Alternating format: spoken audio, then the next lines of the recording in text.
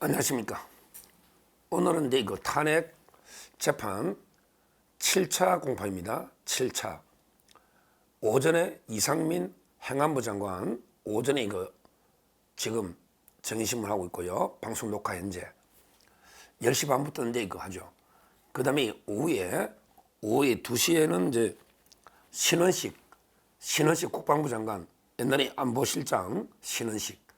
그리고 이제 그 3시 반에는 백종욱 이분이 국정원 3차장인데 부정선거가 최대 쟁점이에요. 옛날에 그 검증을 했기 때문에 국정원 3차장 백종욱 상당히 중요하고요.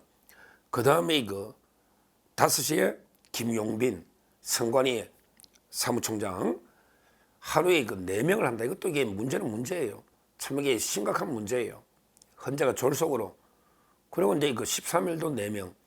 어떻게 그 하루에 4명을 해서 진실을 이게 어떻게 밝힙니까? 정말 이 졸속 심리 심각한 문제고요. 오늘 이상민 장관은 이제 어떤 분이냐?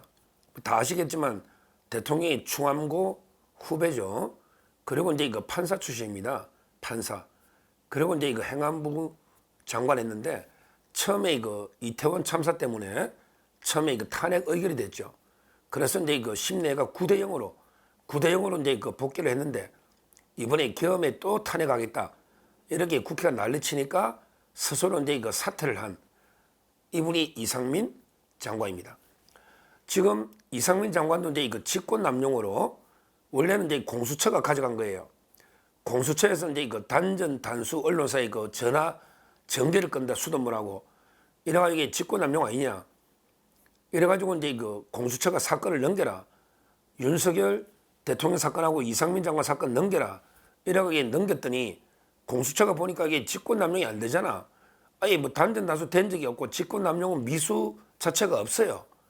그리고 이제 그 이상민 장관이 오늘 정언했지만 행안부 장관한테는 소방청장한테 지휘할 수 있는 지휘권 자체가 없어요. 지휘권이 없는데 어떻게 남용이 돼요? 항상 직권남용은 직권이 있어야 그렇게 남용을 할 수 있잖아요. 남용이라는 거는 그 공익 목적을 위해서 권한 행사를 하는 게 아니고 개인의 이익을 위해서 사적 이익. 그러니까 이제 외관상은 직권이 있는데 그 행사 목적이 공익을 위해서 한 게 아니고 사적 이익. 이게 직권 남용이거든요. 그러니까 범죄 자체가 성립이 안 되잖아. 직권이 없으니까. 그래서 이게 공수처가 다시 이게 그 검찰로 돌려보내버렸어요. 완전히 코미디를 한 겁니다. 코미디를. 이 사건 자체가 하여튼 이거 수사 상황인데 이런 상태고요. 그러면 이제 이거 오늘 정인은 이제 이거 국회 측 정인이면서 동시에 그 대통령 측의 정인 양쪽에 다 신청한 정인이 이상민 장관입니다. 의미 있는 거는 이게 크게 정언 중에 의미 있는 거는요. 일단은 이제 그 계엄의 배경에서 이제 그 탄핵 남발 왜 본인이 피해 당사자니까 이런 이제 그 계엄의 배경을 설명하는 게 하나 의미가 있고요. 그다음에 두 번째는 본인이 국무위원이잖아요. 장관. 따라서 이게 국무회의가 제대로 됐나 안 됐나 이것도 의미가 있고요. 마지막에 세 번째는 단전단수. 이게 법적으로 중요한 문제고 탄핵에서도 이게 언론 자유와 관련하니까 세 가지가 중요한 게 쟁점이다. 이렇게 보고요. 거의 이제 정인이 끝났거든요. 방송 녹화 현재 제가 MBN에서도 방송을 했지만 먼저 이제 그 계엄의 배경은 잘 설명했어요. 계엄의 배경으로 그 탄핵이 얼마나 남발됐느냐. 무엇보다 그 우리 계엄의 배경이 세 가지잖아요. 하나가 이제 그 종북 좌파를 썰어버린다. 그 다음에 두 번째가 부정선거 의혹 검증한다. 세 번째가 이제 국회 폐악질을 국민에게 절박하게 호소한다. 세 가지거든요. 그런데 이상민 장관이 종북 좌파 이야기를 잘 했어요. 왜 그러냐면 이게 그 이태원 참사할 때 그때요. 민노총의 그 석권호나 민노총의 간첩단들이 많잖아요. 이 자들이 북한의 지령을 받아서 이태원 참사를 이용해서 윤석열 대통령에게 끌어내려 이렇게 북한 지령을 받아 움직였다는 거. 이걸 이렇게 상세하게 정언한 거예요. 심각한 문제죠. 그때 그 실제 보면 태진이 추모다. 이게 북한에서 보내준 지령입니다. 북한에서 태진이 추모다. 이렇게 그래서 이렇게 윤석열 대통령 끌어내려야 된다. 이태원 참사, 세월호 때 박근혜 대통령 끌어내린 것처럼 재미를 봤잖아요. 이걸 이렇게 상세하게 정언한 거예요. 계엄의 배경, 그리고 이게 탄핵 남발, 본인이 한 번은 탄핵 당했고 9대 0으로 또 이게 당할 뻔하니까 사표냈잖아요. 이것도 이게 잘 정언을 했다. 오늘 솔직하게 이제까지 국회나 딴 데서는 이게 묵비권 했는 적도 있는데 오늘은 이제 비교적 상세하게 소상하게 그리고 진실되게 정언을 했다. 계엄의 배경, 요걸 첫째 말씀드리고요. 그 다음에 두 번째 국무회의 문제인데요. 이걸 자꾸 좌파들은 이걸 물고 늘어지는데 대통령이 보세요. 대통령이 다 적법성을 거치기 위해서 국무위원이 과반되도록 계엄을 기다린 거 아닙니까? 기다린 거 아니에요.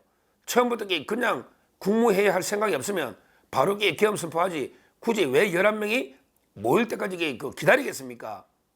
이상민 장관도 급하게 지방 연락받고 왔다는 거 아니에요. 이것만 봐도 계엄은 사전에 치밀하게 모의된 건 아닌 것 같아요. 김건희 여사도 몰랐다. 사전에 치밀하게 모의된 건 아니고 좀 갑자기 한 거는 맞는 것 같아요. 근데요, 국무위원을 과반 다 모았다는 게 중요합니다. 왜 그러냐면 국무회의 의결사항이 아니에요. 심의사항이에요. 심의사항. 심의기 때문에 아주 급하가면 저는 이거 안 거친다 해서 중대한 위법이 아니라 봐요. 아니 북한이 핵 버튼을 누른다.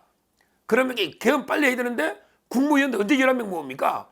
대통령이 비상한 시국에 그냥 저는 국무회의를 안 해도 중대한 위법은 아니라 봐요. 본질이 아니거든요. 근데 그나마 대통령이 적법성을 완전하게 갖추기 위해서 국무위원을 11명 다 소집한 거예요. 의견을 반대하는 의견이 많았다. 심의라는 건 그냥 의결처럼 표결하는 것도 아니잖아요. 그리고 대통령이 끝나고 야 회의록 만들라고 지시까지 했다잖아요. 근데 회의록은 이거는 진짜 본질이 아닙니다. 이거는 지엽적인 거예요. 나중에 만들면 되는 거예요. 원래 회의 끝나고 원래 계엄 해제할 때도 국무회의 했잖아. 그때 만들어도 되는 거예요. 이게 언제까지 만들라는 것도 없어요. 따라서 회의록을 만드니 안 만드니 이게 부서를 했냐 안 했니 이거는 전혀 중요한 게 아니다 이 말이에요. 이걸 가지고 좌파들은 헌재가 이걸 가지고 탄핵하면 말도 안 되는 이야기죠. 이렇게 말도 안 되는 이야기예요. 회의록은 얼마든지 만들려고 지시하고 만들면 되는 거고 사후에라도 그게 본질이 아니다 이 말입니다. 그런데 국무회의가 정상적으로 적법하게 개최됐다. 이 부분을 본인이 정언을 한 겁니다. 자, 그 다음에 가장 이제 법적으로 탄핵 사유 중에 들어가 있으니 가장 중요한 게 언론사 단전 단수 이 문제를 상세하게 이번에 정언을 했습니다. 뭐냐 하면 아마 이제 김용현 장관이든 누구 실무자 측에서 이제 검토로 여러 가지 쪽지가 있었잖아요. 최상목 쪽지든 어디 조태용 아니면 외교부 장관 쪽지든 여러 개의 쪽지는 있을 수 있다 봐요. 왜 계엄이란 하다 보면 실무자 선에서는 여러 가지 아이디어를 여러 가지 메모할 수는 있겠죠. 근데요, 중요한 거는 이제 본인이 이상민 장관이 대통령 계엄할 때 좀 말로 해보려고 집무실에 갔더니 저 멀리에 쪽지가 놓여 있다는 거예요. 근데 전체 맥락은 모르겠고 그냥 이게 언론사 단전 단수 이런 단어가 이게 보이더라는 거예요. 그러고 나서 이제 거의 이야기가 구체적 이야기 전혀 없었다는 거예요. 대통령이 단전 단수 지시가 없었다는 거예요. 있었으면 이게 바로 전화했겠지. 근데요, 2시간 뒤에 그냥 이게 워낙 급박하니까 치안 상황이나 소방 상황 궁금하니까 소방이 또 많이 뛰어가잖아 사고 나면.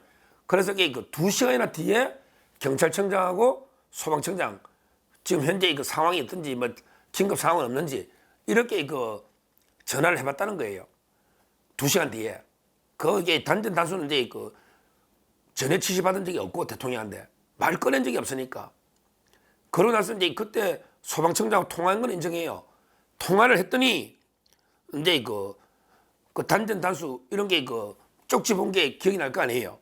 그래가지고 이게 정확한 워딩은 이 단전 단수는 이제 그 정확한 그 워딩은 뭐라고 했냐?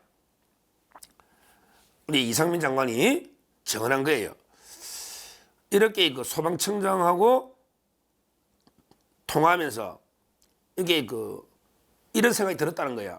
단전 단수 쪽지가 어떤 맥락에 작성되고 어떤 의미인지 모르겠지만 얼핏 봤으니까 쪽지를 단전 단수를 소방이 할 경우에 국민에게 안전사고 발생할 수 있겠다 이런 생각이 퍼뜩 들었다는 거죠. 그래가지고 이제 그 소방청장한테 전화하면서 쪽지가 생각나고 걱정이 돼서 만일의 경우에 대비해서 국민의 안전에 대해 최우선적으로 그리고 꼼꼼히 챙겨달라 이런 이제 그 취지에 당부를 했다는 거예요. 오히려 그 만일 경우에 국민의 안전 최우선 고려하고 꼼꼼히 챙겨달라. 한번 생각해 보세요. 그걸 그 쪽지가 이게 단전 단수를 해라 이렇게 어떻게 지시합니까? 본인이 그런 지휘권이 없다니까. 행안부 장관이 소방청장한테 단전 단수를 지휘할 권한 자체가 없다니까. 그러면 이게 아무것도 법적으로 문제 안 되는 거예요. 사적으로 무슨 말을 못해. 사적으로야. 근데 그런 권한이 없으면 이게 법적으로는 아무 의미가 없는 거예요. 아무 의미가 없는 거예요.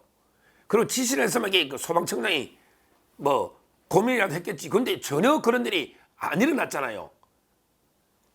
그 소방청장에게 통하다 보면 혹시라도 단전 단수 쪽지가 있으니까 그런 거 하면 안 된다. 뭐 예를 들어 맥락이 전혀 다르다는 거 아니에요. 국민의 안전을 꼼꼼히 챙겨야 된다고. 그러니까 이 부분이요. 또 재밌는 게 경찰에는 이게 없어요. 단전 단수 내용이. 경찰 조사는 없다니까. 검찰에만 있어. 그러니까 아마 박세현 고검장 이놈이 아마 소방청장을 불러서 초기에 겁을 줘가지고 단전 단수를 지시한 거 아니냐. 이렇게 저는 조작 몰아갔다고 보는 게 맞죠. 맞죠.